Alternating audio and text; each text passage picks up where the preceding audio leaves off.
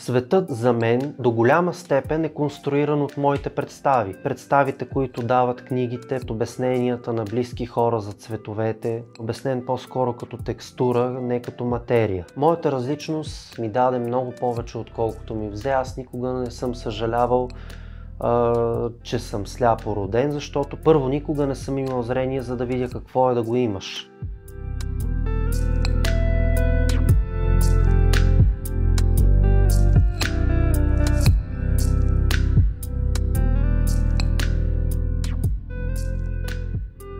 Аз съм едно нормално момче и учих училище за слепи до 12 клас. За разлика от много други незрящи, аз имах много възможности в живота. Родителите ми нито един път не казаха, че слепотата е пречка за нещо и може би това ми помогна да успея. Аз бях единственият, който перфектно владее фигурно парзаляне, който може професионално да плува с километри. Тренирах бойни изкуства, ски бягане.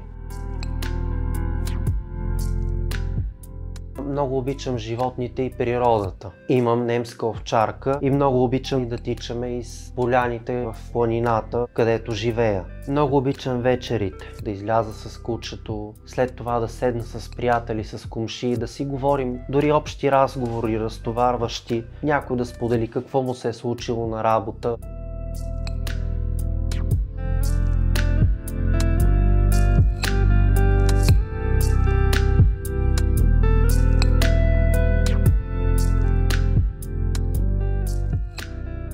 Започнах да се занимавам с пластично изкуство, като в ученическите ми години беше игра. Доста въпроси задавах за човешкото тяло, за пропорциите. Вярвах, че всяко нещо направено в материал и вложена в него емоция може да бъде магично.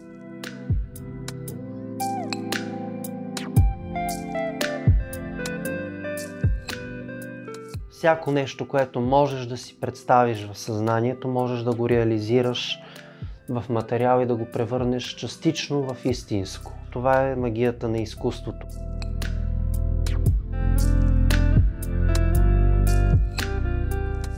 Имах един много добър приятел, гледахме много анимации и всеки анимационен герой, който повече ме впечатляваше, ги изобразявахме или в релеф, или в триизмерна фигура, като после се стремяхме да ги запазим, като ги поставяхме в камерата на хладилника. Когато работих с пластелин, не можех да направя по-голяма фигура от 10 см. По-нататък открих глината, започнах да правя митологични фигури. В университета видях керамичния метод, видях, че той е много по-близък и много по-удобен за мен. Чисто технологично керамиката е границата на възможното. Възможността да прочета един мит и да създам всички митологични образи в какъвто размер си пожелая. После да знам, че сам мога да ги глазирам, да ги изпека и да видя финала.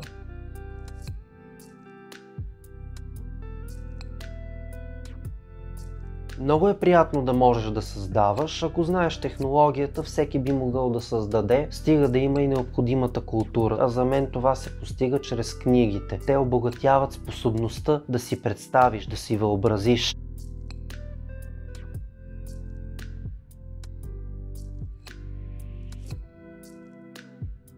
Скулптурата моите фантазии оживяват.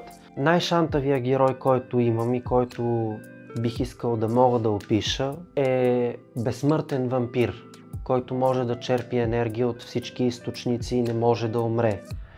Безсмъртен вампир, който може да накара всички да са привлечени от него и да господства над всичко и всички. Безсмъртен вампир, който може да живее и да преминава през столетия и хилядолетия, да изучава историята, смисъла да живееш, да съществуваш, разликата между живота и съществуването, любовта и всичко, което съставлява човешкия живот.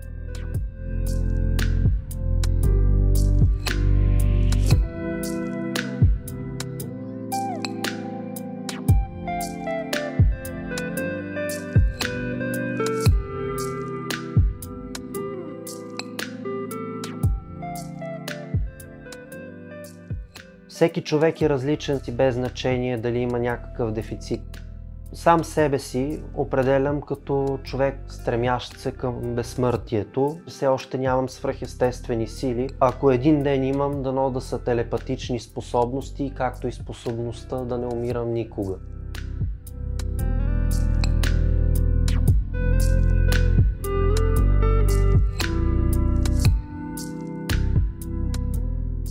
Аз съм много емоционален, бързо се ядосвам. Тая емоционалност ме побърква и понякога съсипва.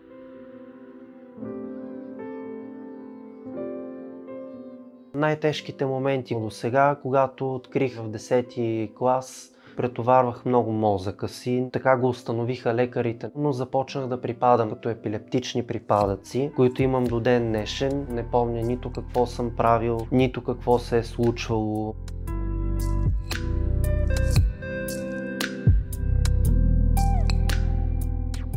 Какво сънува един сляп човек? Най-интересни сънища са кошмарите. Тогава сетивата са най-изострени. Нямаш зрение, не знаеш как да виждаш.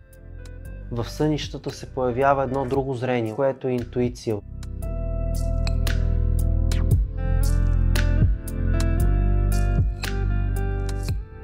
Аз си мечтая за много неща, някои по-дребни, някои по-големи. И най-дългосрочната ми и най-силна мечта е да създам едно прекрасно семейство, да науча децата си да се трудят и да се радвам на живота.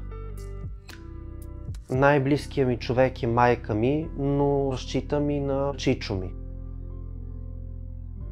Имам мечта за идеалната жена. Това е Лилит. Първата престъпна жена, която е казала, че няма да се подчинява на един Господ, че Господ го няма. Няма смисъл тя да бъде подчинена, след като е създадена наравно с мъжа. Нейният образ се демонизира, защото всички се плашат от нея.